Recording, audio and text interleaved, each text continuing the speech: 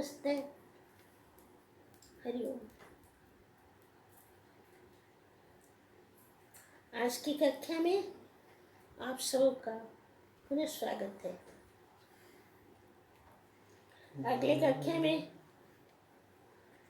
कक्षा में हमने देखे थे कैसे जटिल मुंडी लुंचित केसः, पूरा मुंडन क्या हुआ, सिर है, एक एक करके बाल चुट्टी को निकाल दिया गया है। ऐसा अवस्था में भी कैसा अपना कितने कौन कौन कैसा कैसा बेस पकड़ते हैं, बेस बना के बैठते हैं अपना उदर पोषण के लिए, आपका जीवन धारण करने के लिए क्या क्या नहीं करते हैं लोग, कितना भेष बनाते हैं, कितना प्रकार का व्यवसाय करते हैं, व्यापार करते हैं, कितना छंद करते हैं, कितना छल करते हैं लोगों के साथ, ये सब हम देखे हैं। आज फिर बताते हैं क्या, ये जो मनुष्य है ना, अज्ञान के आधार पर चलने वाला मनुष्य, अज्ञान के आधार पर नहीं, वो आदमी कैसा क्या करके मनुष्य बैठा रहता है, अपना कामना वासना को पूर्ति के लिए क्या नहीं करता है, और किस उम्र में भी क्या नहीं करता है, फिर भी इसका वासना का पूर्ति नहीं होता है। इसके लिए और एक बहुत प्रत्यक्ष ज्वलंत दृष्टांत दिए हैं। इसका अभी आज का है श्लोक देखेंगे। पहले अंगं गलितं पलितं मुंडं दशन विहीनं जातं तुंडं वृद्धो याति गृहीत्वा दंडं तदपि न मुञ्चत्यासा पिण्डम्। अंगं गलितं पलितं मुंडं दशन विहीनं जातं तुंडं वृद्धो याति गृहीत्वा दंडं तदपि न मुञ्चत्यासा पिण्डम्। भज गोविन्दं गोविन्दं भज मूढमते संप्राप्ते सन्निहिते काले नहीं रक्षति दुःखिं करणे। जब मरण सन्निकट हो जाएगा, ये सब कितना भी करो, आपका सहायता करने के लिए ये सब कोई नहीं आएंगे, और आते भी तो कोई सहाय नहीं दे बन सकते हैं आपका। यमराज इस सबके साथ वो पीछे हटने वाला नहीं है, न भयभीत होने वाला नहीं है, जो स्वयं भय को भी भय कराता है, भय दिलाता है। तो ये भी बोलते हैं क्या होता है संसार में, कैसा कैसा विचित्र विचित्र दिखाई पड़ता है। मानव का शरीर कैसा हो गया है, अंगं गलितं पलितं मुंडम। अंग अपना शरीर जो है ना, अभी युवावस्था में क्या है, भरा जवानी है, मस्त है, शरीर स्वस्थ है, दृढ़ है, मांसपेशी सब जबरदस्त सख्त है, हर किसी काम करने में मन में उत्साह आता है, किसमें पीछे हटता नहीं आदमी है, हम सब कर सकते हैं। शरीर में बहुत ताकत भी है, ताकत वाला है, और मन में भी बहुत बल है, मनोबल है साथ के साथ, चाहे कोई भी काम हो, अच्छा बुरा, इसके से मनोबल भी है, शारीरिक बल भी है, और सब हर प्रकार के उसके साथ उद्दीपना मन है मन में। लेकिन ये बात बताते हैं, देखो उस समय तो अपना इंद्रिय जनित जो कामना है, वासनाएं हैं, इसको पूर्ति करने के लिए आदमी तत्पर रहता है, शरीर में इतना खून गर्म रहता है उस समय में इतना वासना है, और उसको पूर्ति करने के लिए इतना प्रबल रूप से उत्तेजना आता है अंदर में, तो ये दौड़ता है उसके पीछे। लेकिन ये भी ऐसा भी समय में, जैसे कि शरीर में अब जवानी नहीं है, बुढ़ापा आ गया है, और गलितम अंगम गलितम, अंग माने शरीर, अंग का माने क्या होता है ना, शरीर, और शरीर कैसा हो गया, धड़धड़ हो गया है, चमड़ी सब लुटपुट हो गया है, ऐसा पूरा कुछ गया है, वो चमड़ी ऐसा टाइट नहीं बैठा हुआ शरीर के साथ। अंगं गलितं पलितं मुंडम, ऐसा चमड़ा सब धुक धुक धुक धुक धुक धुक धुक धुक कहाँ भी हाथ लगाओ तो ऐसा ऐसा चमड़ी है। पलितंग मुंडंग। और ये जो सिर है, सिर में क्या इतना है, जो सिर में जितना बाल है, जितना चुटियां हैं, ये सारे चोटी पूरा सफेद हो चुका है, पूरा सफेद। चमड़ी धुड़ धुड़ हो गया, दस दस दस दस चमड़ी हो गया है। बाल चोटी पूरा पक्का धला सफेद हो गया है। तसन विहीनम जातम तुंडम। और जो मुखड़ा है, बात करने के समय में वो ठीक से उच्चारण भी नहीं कर पाता है, कि दांत ही नहीं है, ना खाने के लिए है। खाने का वस्तु देखने से तो मन ही होता है, इतना सुंदर बढ़िया नारियल है, इतना बढ़िया बढ़िया सब बीज में बना हुआ है इतना, लेकिन रोटी भी सामने है, पका हुआ घी लगा के बढ़िया रोटी है, लेकिन चबाने के लिए दांत नहीं है, कैसे चबाए। खाने के लिए मन है, खाने का जो वासना मन में होता है, जो लालसा होता है, वो तभी गया नहीं, और बढ़िया बढ़िया और बढ़िया, आज और बढ़िया बनाओ, कल और बढ़िया बनाओ। सवेरे होते हुए ही पूछता है, आज क्या बनाओगी, कल क्या बनाएंगे। आज खाते खाते समय में खाने के टेबल के पास बैठे हुए पूछते हैं, फिर रात को क्या खाएंगे। इतना लालसा हर समय। अभी का खाना समाप्त नहीं हुआ है, भोजन समाप्त नहीं हुआ है, और रात के भोजन के लिए अभी से शुरू हो गया है चिंता। एक को बोलते हैं लालसा, खाने में लालसा। और ये लालसा बुढ़ापे में भी बहुत और ज़्यादा हो जाता है। हम ये खाएंगे वो खाएंगे, लेकिन ना शरीर में शक्ति है इसको डाइजेस्ट करने के लिए, इसको पकाने के लिए शरीर के अंदर शक्ति नहीं है, हजम करने के लिए इसको कोई शक्ति अंदर में नहीं है, ना उधर में शक्ति है, ना चबा के खाने के लिए दांत में नहीं है, मुंह में भी वो शक्ति नहीं है। बोलते हैं पलितंग मुंडम दर्शन विहीनम। दर्शन माने दांत होता है, दर्शन विहीनम, भी दांत भी नहीं है, मुंह में दांत भी नहीं है। गलितंग तुंडम जातंग तुंडम। तुंडम मुखड़ा, ये जो है ना मुंह में मुख गह्वर है, उसके अंदर दांत भी नहीं है। वृद्धो याति गृहीत्वा दंडम। और ये वो जो बुढ़े हैं ना, वो बुढ़े आदमी कैसा जाता है, वो बुढ़े आदमी जाते हैं एक दंड लकड़ी लाठी को पकड़ के जाते हैं। वो जाता है लाठी पकड़ के, गृहीत्वा मैंने पकड़ के जाता है। तदपि न मुंचोत्याशा पिंडम।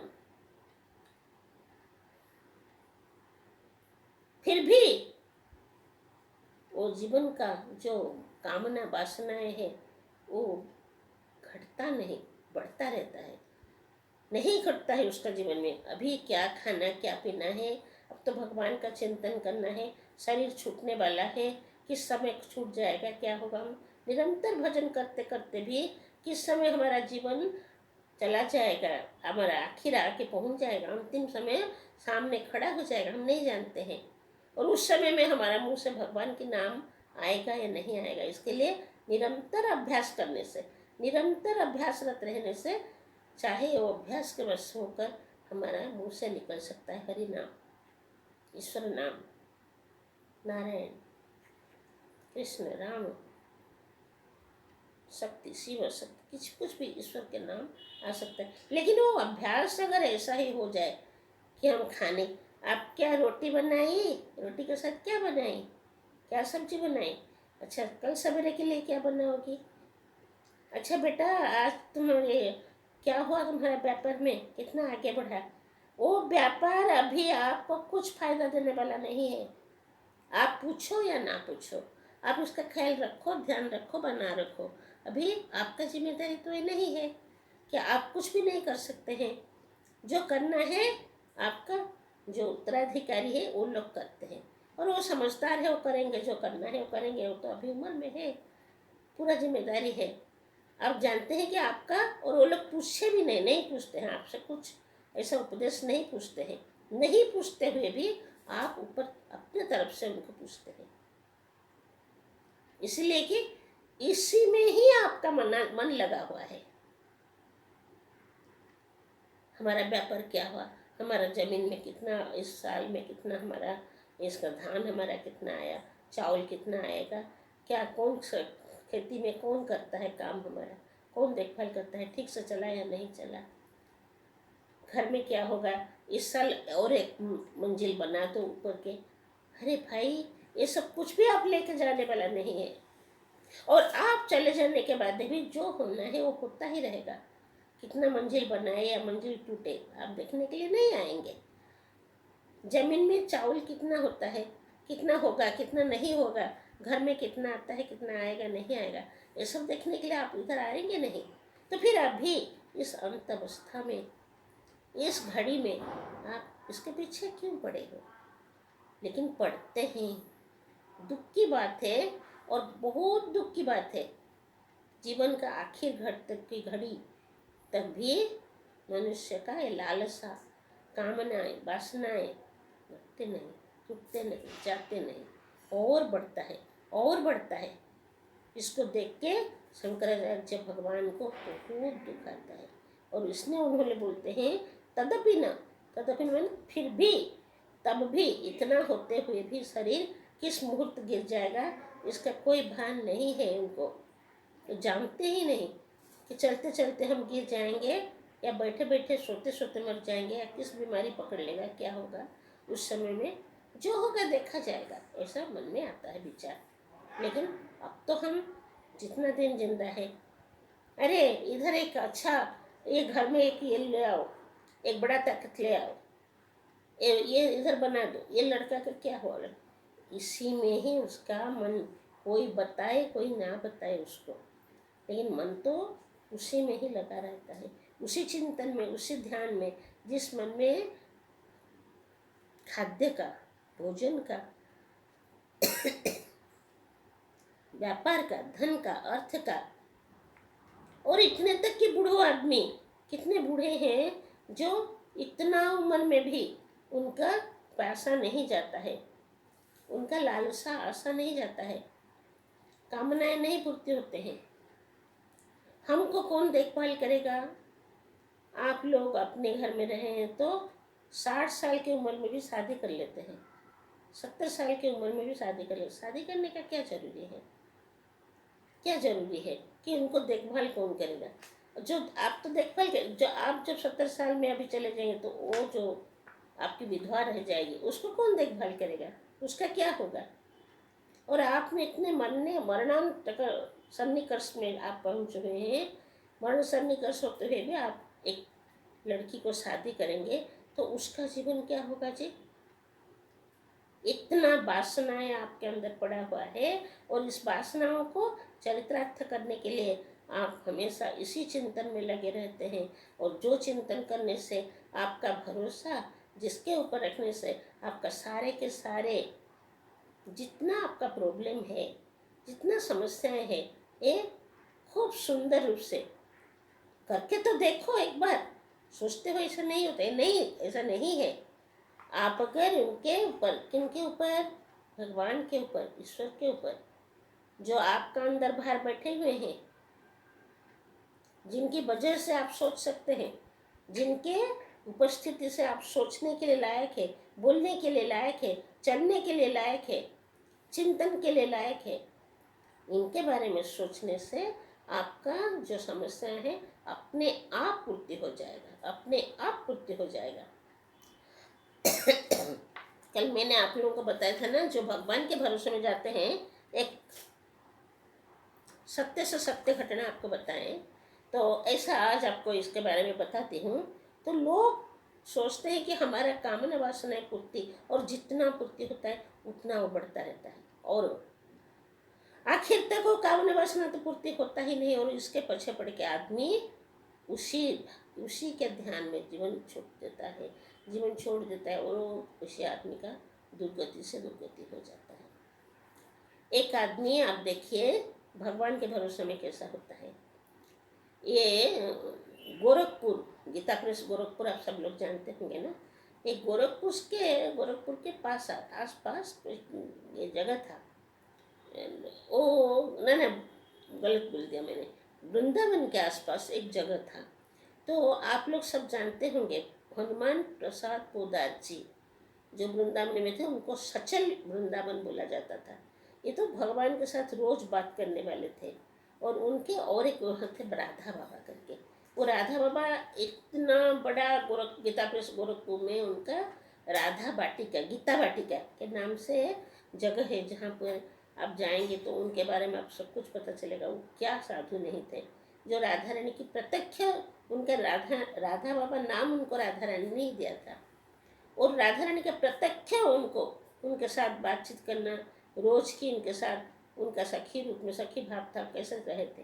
तो उन दोनों रोज क्या करते थे, वो हनुमान पोदार जी और ये राधा बाबा दोनों मिलकर शाम के समय में ये के तरह में जमुना जी के तट पर थोड़ा घुमा करते थे, थोड़ा ऐसा पैदल चला करते थे। तो एक दिन वो लोग चला करते हैं, उन्होंने देखा एक आदमी जमुना तट पर बैठा है और ये छिप छिप के इतना रोता है। कोई आता जाता देखे तो गुमसुम बैठ जाता है, नहीं तो फिर रोता है, बहुत रोता है। इतना रोते रोते देखे, दूसरे देखे कि बोले कि आदमी इतना रोता क्यों है। तो अच्छा उन लोग थोड़ी देर सोचा, नहीं हम जाएंगे तो हमको छिपाएगा, बताएगा नहीं, वो सामने वाला है, अकेला बैठा है, इतना रोता है जमुना के तट पर। फिर जाके सोचे, दोनों उसके पास जाके पूछे, अरे भाई आपको क्या दुख है, आप इतना क्यों रोते हैं, अकेले यहाँ क्यों बैठे हैं। तो उन्होंने बताया कि देखिए जी, हमारा यहाँ एक जगह था, कहाँ, ये वृंदावन के पास में गांव में हमारा, या मुझे ठीक से याद नहीं है, प्रत्यक्ष घटना है, मथुरा में उनका घर था। तो हमारे घर में ऐसा इतना था कि मेरे एक लड़की है, 2 लड़के हैं, तीनों लड़का लड़की है, मेरे पत्नी है और मैं हूँ। और हमारा गुजार करने के लिए, गुजार चलाने के लिए मेरा एक आयुर्वेदिक दुकान है, मेडिसिन का दुकान था। उस दुकान को हम चलाता था, छोटा सा दुकान है। और उसी के सहारे से कभी कभी 1 महीने में 15 दिन में एक उससे मेडिसिन बेचा जाता था, उसके थोड़ा सा कुछ हमको मिलता था। उसी के सहारे में हम कैसा गुजार कर, हम 5 प्राणी हम खाना खाएंगे। बच्चों को स्कूल से पढ़ाई होता था, तो बाद में पढ़ाई पैसे के इतना हमको मुश्किल हो गया, इतना अर्थाटन हो गया कि हम लोग बच्चों को स्कूल से ले आया। फिर भी रोज़ घर से चावल, खाली थोड़ा सा चावल सिर्फ लेके जाएं घर में, तो उतना भी मेरे लिए संभव नहीं होता था।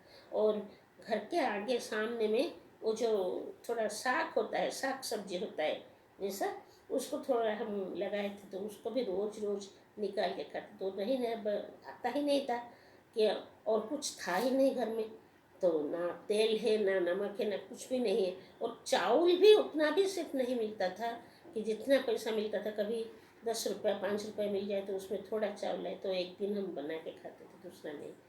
और उतने में भी मैं इतना किसी किसी से पैसा हम ठगा के नहीं लेता था, और पूरा सच्चाई पर मेरा जीवन करता था। और रोज़ घर में आए तो पत्नी पूछता था, ऐसा कैसा जीवन चलेगा, आप थोड़ा अपना, सब लोग बढ़ा दिए हैं, आप लोग मेडिसिन का दाम भी तो थोड़ा ज़्यादा बना दो। ऐसा सुन के हम एक दिन गया, और 4-5 दिन से कोई नहीं आया था, खरीदार नहीं आए थे। तो दुकान पर तो हम जाके बैठा था, एक खरीदार आया, तो हमने उसको बोला, वो जो मेडिसिन मांगा, हमने दवा मांगा, तो हमने बोला कि ये दवाई का दाम थोड़ा बढ़ गया है भैया, इसका दाम इतना हो गया। तो उन्होंने लेने तो आया था, नहीं लिया और वापस चले गए। जानते समय बोल के गया कि हम सोचा था आप एक ही सज्जन हैं जो ठीक ठीक दाम से बेचते हैं, लेकिन आप भी ऐसा हो गए, आप भी इसका दाम बढ़ा दिया है, हमको नहीं लेना है, कहीं को चला गया। तो हमने सोचा अब क्या करें, अब 3 दिन इसे भूखे बैठे हैं, बच्चों भी भूखे हैं, पत्नी भी भूखे हैं, मैं भी भूखा हूँ। आज वो भी आदमी तो चला गया, अभी तो दुकान बंद होने का समय है, और तो कोई आने वाला कभी नहीं आएंगे। घर में मैं कैसे वापस, ऐसा मेरे हाथ में कुछ नहीं है, ऐसा हाथ में कैसे मैं जाऊँ, खुला हाथ में कैसे जाऊँ मैं कुछ भी ना लेके। तो हमको पत्नी भी तो बहुत डांटेगी, और डांट फटकार ना करे भी तो क्या खाएंगे, कैसा जीवन है पकड़ेंगे हम लोग, कैसा जीवन करेंगे। ऐसा सोच के हम यहाँ आ गया, बहुत दिन से ऐसा चल रहा है और मुझसे नहीं हुआ है। अब जब तक मैंने, सब लोग बढ़ा दिया था दाम, सब लोग करते थे, लेकिन उनका दुकान से खरीदो, मैं तो खरीद होता था, लेकिन मैं जब एक दिन बढ़ाया तो मेरे दुकान से वो आदमी भाग के चला गया। जीवन भर में इतना सच्चाई पर काम किया, एक दिन के लिए तो मुझे अभी और आपस में घर में नहीं जा सकता हूँ, लौट के नहीं जाऊँगा। मैं यहाँ बैठा था, मैं जीवन जमुना जी में ही दे दूँगा। तो ये दोनों साधु थे, उनको बताया कि अच्छा यही बात है, कोई बात नहीं, चलिए हमारे साथ चलिए। नहीं, हम कहाँ नहीं जाएंगे, किसके साथ नहीं जाएंगे, हम यहाँ बैठे हैं, हमको हमारे ये में छोड़ के आप लोग प्लीज़, आप लोग कृपा करके यहाँ से जाइए, आप साधु हैं, हम आपको प्रार्थना करते हैं। तो वो लोग बोले कि नहीं, हम भी आपके प्रार्थना करते हैं, हमारे साथ चलिए, अगर आपका ये प्रॉब्लम का सॉल्व हो जाए तो फिर आप ऐसा जीवन नहीं हारेंगे ना। तो एक बार देखा, उनको लगा ये से कैसा बात करते हैं। बोले कि हम आपको बताते हैं कैसा आपका प्रॉब्लम, समस्या का समाधान हो सकता है, आप जीवन देने का कोई ज़रूरी नहीं, हमारे साथ चलो। तो दोनों अपना आश्रम उनको लेके गए, और वहाँ जाके पहुँचते समय में उन्होंने बताया, एक बात सुनो। तो बोले कि क्या? हम जो बोलेंगे आपको करना होगा, कर सकते हैं ना, लेकिन नहीं, हमारा प्रॉब्लम जो है ना वो हो जाएगा, लेकिन आप हम जब बताएंगे।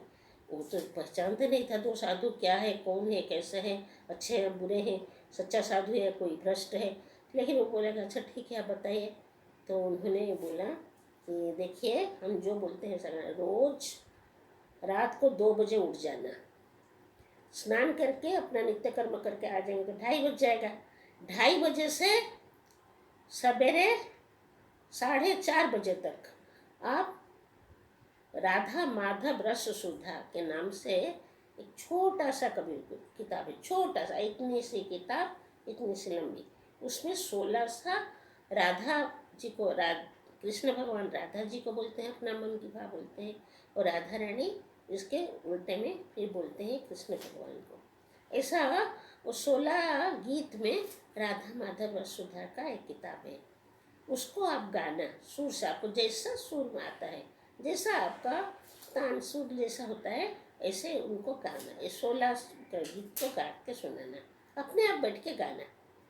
ऐसा रात में वो 2 बजे से इसको गाएंगे तो 4:30 इतना तो लग जाएगा, 2.5 घंटा पूरा इसको सुर के साथ गाए तो ये पूरा गाते समय में 4:30 बजे आप अपना फिर हाथ मुँह धो के, अगर कुछ आपको फ्रेश होना है करके, फिर आपने अपना भगवान जो अपने रखें, जितना भी छोटा जो भी हो, उनको पूजा करना, उनको भोग लगा के आरती करके आपने भागवत महापुराण को पढ़ने के लिए बैठ जाना।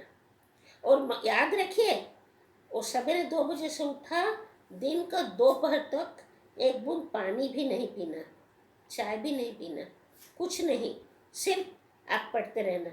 6 बजे तक आपका पूजा खत्म हो जाएगा, 6 बजे से आप बैठ के भागवत पढ़ना, 2 बजे तक जहाँ तक होता है वहाँ छोड़ देना, आरती करना, और आप उसके बाद 2 बजे से फिर दिन को 2 बजे से फिर उल्टा रात को 2 बजे तक आप कुछ भी करो, आप सो जाओ फिर, नहीं तो आप अपना काम करो जो करो, लेकिन 2 बजे उठना जगना है और 2 बजे तक पढ़ना है सवेरे 6 से, लेकिन इतना करो बोले। लेकिन उन्होंने बताया नहीं कि पैसा कैसे आएगा, पढ़ने के तो बोला, उसका मन में आया, हमको तो कुछ बोले नहीं, आप ये कर सकते हैं। तो थोड़ा सोचा, बोला ठीक है, वो तो बोलते हैं। तो इससे करने से पहले आपको और एक काम करना पड़ेगा, आपका दुकान में ताला डाल दो। अरे वो तो एक ही हमारा संबल था, उसमें भी पूरा ताला डाल दे तो क्या होगा? बोले हम जो बोलते हैं कर दो, कर सकते हैं ना? हाँ। तो वो ठीक है, साधु लोग बोलते हैं, तो ताला लगा दिया। जाके सवेरे उठ के गाना गया तो पत्नी उठ के बोला कि खाना तो नहीं दे सके, फिर हम रात को सोते समय हम गाने में लग गए, तो हम सोएंगे भी कैसा? शरीर खाना नहीं, और शरीर को थोड़ा थकान मिटे तो आप गाने में बैठ गए, और सवेरे 2 बजे तो पूछे तो बात भी नहीं करते हैं, क्या हालत हो गया आपको? और दुकान में ताला डाल के आ गए, फिर हम लोग क्या करें? हम लोगों को तो ऐसे ही मरना पड़ेगा अभी, ऐसा हम क्या करेंगे? इतना वो कुछ नहीं बोला आदमी, वो तो बहुत बहुत कुछ बोलने लगी, बकवास करने लगी, बहुत कुछ उधर उल्टा सीधा बकने लगी पत्नी ने, लेकिन वो कुछ नहीं बोले और भागवत का पढ़ने लगे। जब दोपहर को 2 बजे आरती किया भागवत का, जितना 2 बजे ख़त्म हुआ आरती कर दिया। आरती करके भगवान को वो किताब ऐसा खोल के रखे थे ना, जो कि भागवत पढ़ने का जो व्यासपीठ होता है जो छोटा सा, उसके ऊपर वो भगवान का भागवत भगवान को बंद करके विश्राम दिया, उनको पलटा दिया। पलटा के इसको पीछे हटाया कि अपना स्थान पर रखे, पढ़ाई के स्थान से, और आरती हो गया, अभी चले जाएंगे, जो कुछ भोजन करेंगे, पानी तो कम से कम पीने के लिए मिलेगा। तो इसीलिए वो सोच के उठने के लगे, तो किताब के नीचे ऐसा, किताब को खुला था, बंद कर दिया, तो एक नोट का बंडल मिला उनको हाथ में। और नोट का बंडल मिला, वो ताज्जुब हो गए, कहाँ से आया? हम यहाँ पढ़ते हैं ना कोई आया यहाँ ना कोई गया, ये कहाँ से आया? और वो पैसा को देखे तो उन्होंने इतनी सी उनकी आंखों में पानी आया, और वो दौड़े, उसको लेके दौड़े कहाँ? वही आश्रम और साधुओं के पास जाके बोले कि ये कैसा हुआ, मैं नहीं जानता हूँ, मैंने तो पढ़ा। तो उन लोगों ने, हमने बोला था ना आपको, आप भगवान का ये आश्रय लीजिए और भागवत पढ़ा कीजिए, पाठ करिए, और इससे आपका हो जाएगा। तो उतना ही रोज वो पाठ करते थे, और रोज उनको पढ़ाई के बाद भगवान के सिंहासन से नीचे, नहीं तो दरवाजे के किस कोने में गिरा हुआ, नहीं तो कहाँ गिरा हुआ, वही पूजा के कमरे में, कहीं ना कहीं उनको इतना पैसा मिल जाता था जितना उनका गुजार के लिए उस दिन के लिए चाहिए। 1 पैसा ज़्यादा नहीं, 1 पैसा कम नहीं।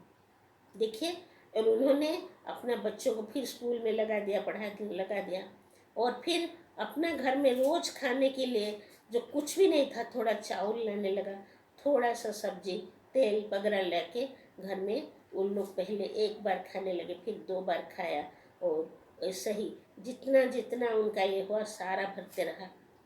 उसकी लड़की थी और जवान थी, और शादी की उम्र हो चुकी थी उसकी। सोचा कि हम क्या करेंगे, ऐसा सोचा, और रोज़ शाम को बैठ के खुद ही, जब पत्नी ने भी देखा वो आश्चर्यचकित हो गई। उन्होंने बोला, हम तो ऐसा जीवन में कभी देखा नहीं था। और ये घटना आप मैंने अब जो बताती हूँ, कल्याण मैगजीन पहले आता था ना, गीता प्रेस गोरखपुर का, एकदम पक्का मैगजीन है, उसमें सुनो पढ़ो और रखो, याद रखो, ऐसा कुछ एक आता था, उसमें ऐसा सच्चा घटना और उसके एड्रेस के साथ आता था। ये एड्रेस है इन लोगों का, आप यहाँ अभी जाके इसको सच्चाई का आप ले सकते हैं, प्रमाण ले सकते हैं। तो ये लोग रोज़ ऐसा किया। शादी के लिए कुछ दिन के बाद लड़का लोग आ गए, और जब लड़की को देख के बात करके गए तो उन्हें सोचा हमारे पास पैसा तो रोज़ के आता है, शादी के लिए कितना पैसा होगा, कहाँ से आएगा?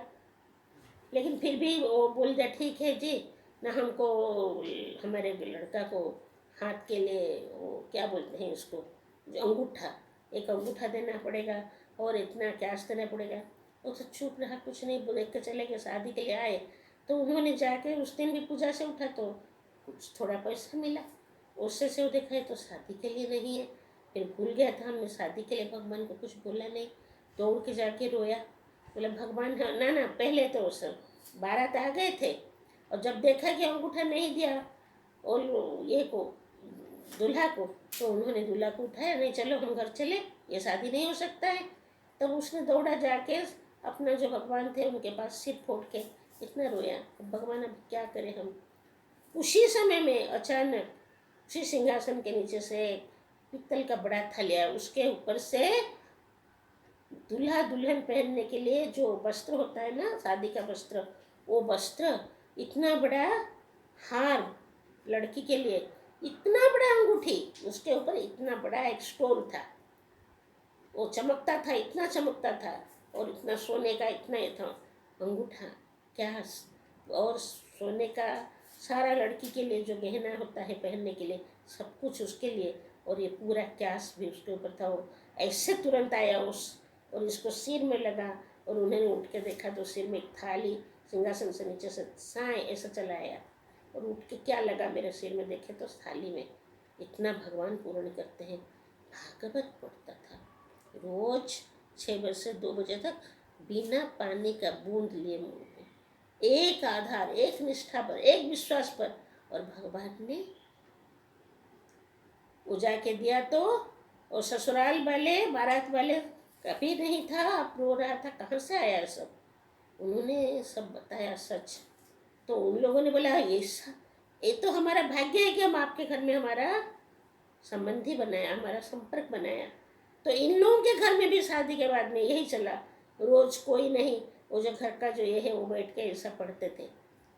अभी उनका मकान भी बन गया, और ये इतना लालची नहीं था, वो बना हम नहीं बनाएंगे ज़्यादा, एक छोटा घर बना दिए जिसमें वो लोग रह सकते। पहले तो उतना भी नहीं था, पानी बरसता था, एक छोटा सा घर, छोटा सा बागान, भगवान के फूल लगाने, भगवान को पूजा के लिए, और रोज कीर्तन करते थे, रोज भागवत पढ़ते थे। आप सोचिए, जो भगवान के सहारे में जाए, उनके ऊपर विश्वास रखे, तो उनका जीवन का गति इतना सुंदर हो सकता है।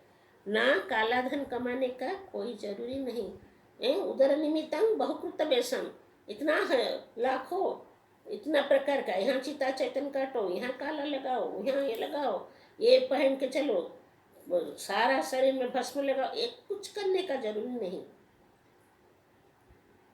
इतना छल करके दुनिया के साथ पैसा कमाना जरूरी नहीं। एक बार तो हरि को बुला तो सही, एक बार तो हरि का नाम तो ले।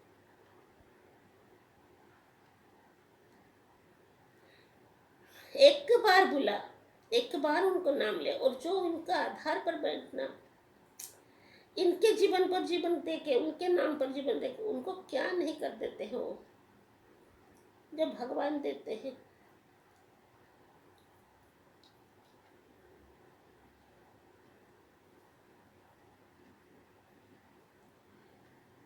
तो ऐसा बोलते हैं कि ऐसे इनका पूरा के पूरा हो गया। उनका लड़का, वो आदमी तो चला गया, लड़का भी वही नियम पकड़ा, वो भी बिना खाए पिए 2 बजे तक पढ़ता था। हमको कुछ नहीं करना, हम भगवान के ही शाम को कीर्तन करते थे घर में। उनका घर अभी भरा पूरा हो गया, अच्छे खाते थे, लड़कों पढ़ाई किया, वो पढ़ाई के पैसा भी भगवान दिए, और उनका पढ़ाई वो बड़ा नौकरी करने लगे। फिर भी ये नहीं छोड़े उन्होंने, सृष्टि प्रलय हो जाए तो 2 बजे सवेरे 6 से 2 बजे तक उन्होंने, आखिर में बड़ा बेटा का नौकरी भी छोड़ दिया कि उसको मुश्किल हुआ नौकरी करना, वो छोड़ दिया, हमको नहीं चाहिए, और 6 बजे से 2 बजे तक भागवत का पढ़ाई करना। सोचिए, ये सत्य घटना है। इन लोगों का एड्रेस था नीचे में, ये एड्रेस है हमारे घर का, आप आके क्यों एड्रेस देते, लोग भी इसमें प्रेरणा प्राप्त करें, लोग भी इसमें उत्साहित होकर ऐसा जीवन करें।